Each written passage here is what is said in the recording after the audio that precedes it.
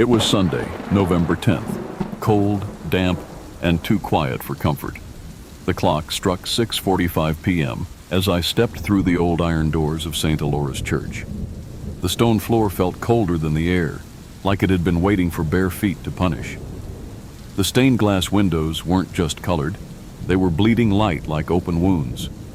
Only 6 of us had come for evening prayers, but it felt like 600 silent watchers filled the room. The priest walked slowly to the altar, his face pale like he'd seen what we hadn't yet. He lit the final candle, and the flame twitched sideways, like something had exhaled next to it. Then came the first whisper. It didn't echo. It wrapped around me like someone leaned in close, too close. I turned to look. Nobody. Then I heard it again, clear as the church bell. My full name, and the lie I told in court. A secret I buried 12 years ago. A secret no one alive should know.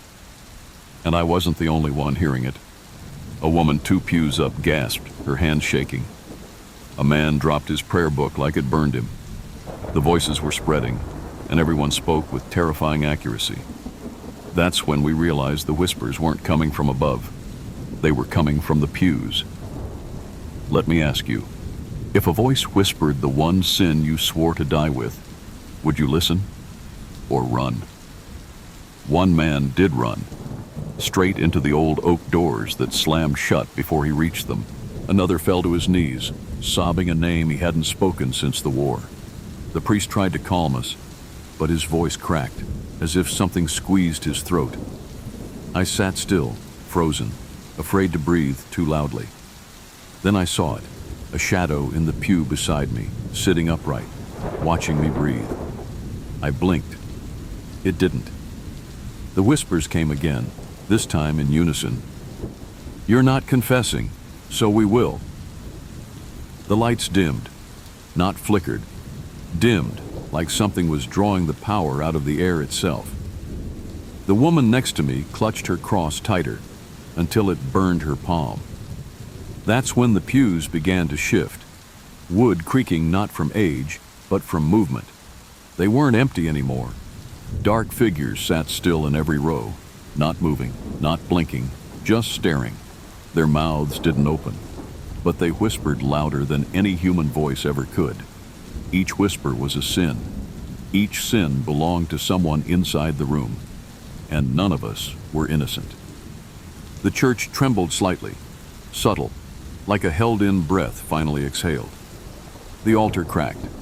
The candles blew out in perfect synchronization, and somewhere beneath the floorboards, something began to stir. The pew in front of me creaked again, and this time I saw it. A hand, decayed, gray, familiar.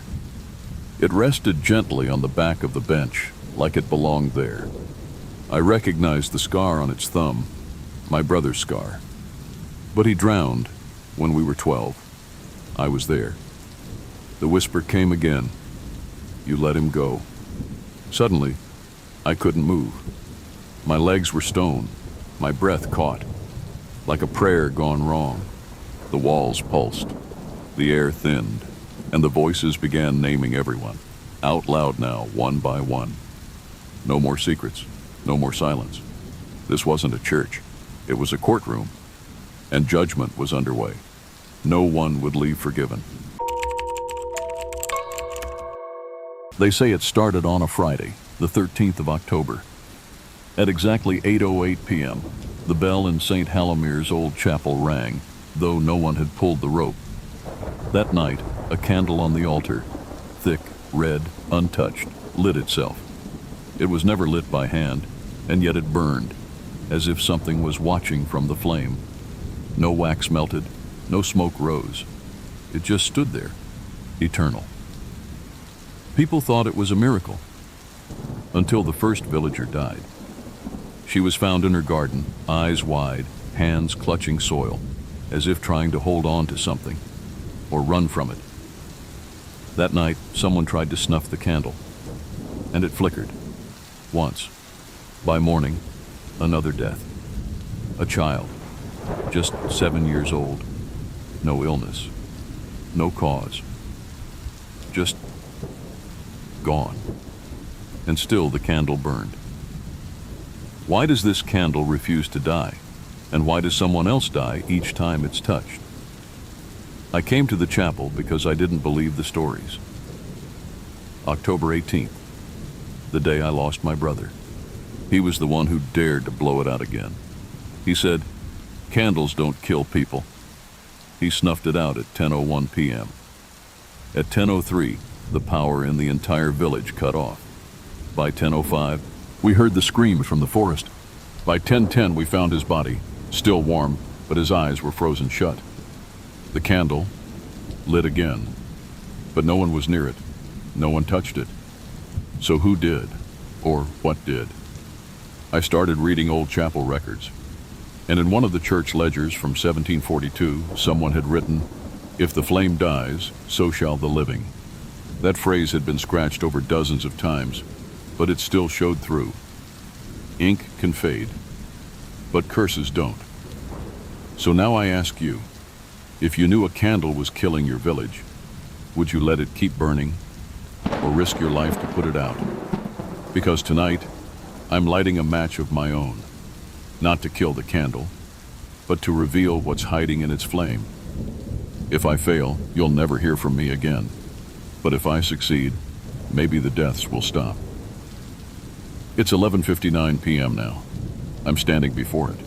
It's not just a candle, it's an eye, and it just blinked. It was the first Sunday of November when the strangers arrived. The bell rang once, offbeat and hollow, like it didn't want to ring.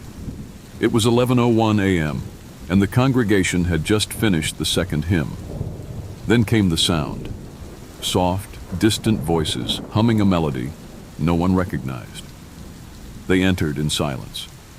12 figures in dark robes, their faces half hidden by shadowed hoods.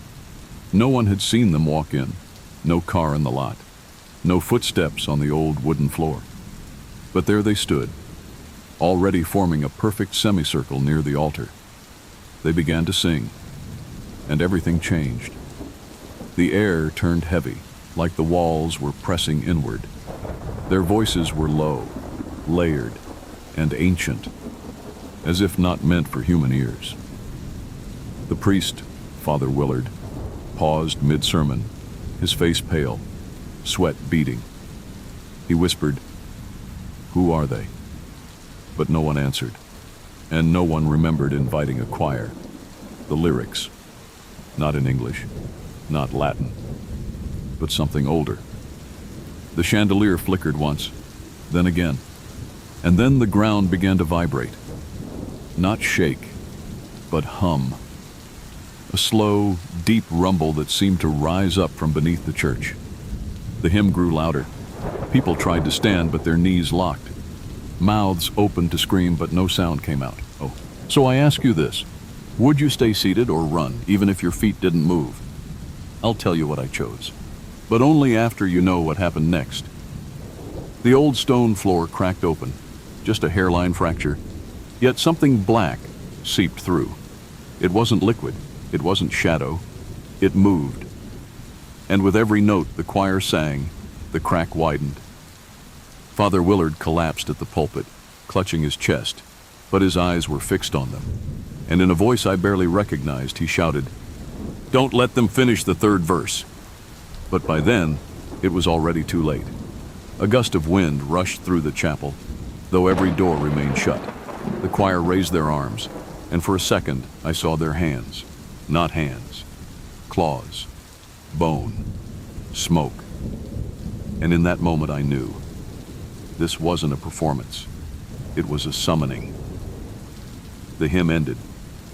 The crack sealed itself. The 12 figures bowed and vanished before our eyes.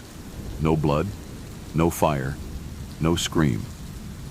But ever since, the bells ring at 11:01, every day, even when no one pulls the rope, even when the church is empty. And sometimes, if you listen closely through the stained glass, you can hear the faint hum of that unholy melody. So now I ask again, If you were in that church, would you dare sing along?